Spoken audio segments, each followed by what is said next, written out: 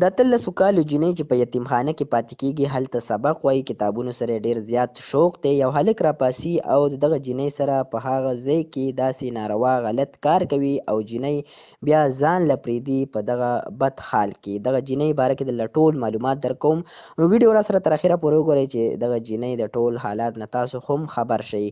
کتونکو دغه جینۍ چې د 13 کالو عمر کې په یتیمخانه کې ژوند تېروي، مور پلار یې نشته، یتیمخانې ته تللې ده، هلته راغټه شوله او د سبق سره یې ډېر زیات شوق و، کتابونو سره یې ډېر زیات شوق و. نو دا به لایبررۍ ته تلله، هلته به یې کتابونه کتل، دغلته هلکان هم راتلل. دغه یو هلک چې دغه جینۍ سره یې په اولني ځل خبرې وکړلې او هغې سره یې تعلقات سیټ کړو، دغه جینۍ چې په سر باندې څه سهاره څه لاس نه و، نو دغه هلک به ورسره بار بار میلاوېدو او دغه جینۍ د خپل محبت په جال کې راګیره کړله.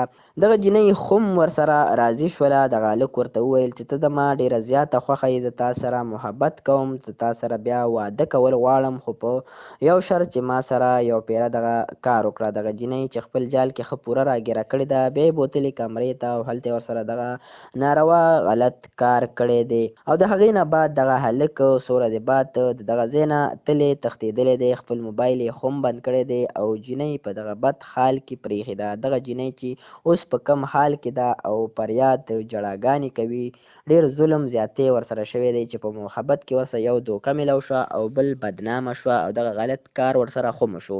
د ویډیو جوړولو مقصد مو دا او د دې واقعي نه دا عبرت اخیستلی شو چې نن سبا کوم یونیورسټۍ کالجونه دي، نو هغې کې داسې کارونه ډېر زیات کېږي چې جینکۍ هلکان په خپل جال کې راګیروي او بیا ورسره دغه غلط کارونه کوي، د هغې نه ویډیوګانې جوړوي او بیا یې بلیک میل کوي په دغه طریقو باندې او خپلو ملګرو سره یې هم پیش کوي او دغه د غلط کار ډیمانډ ترې کوي. نو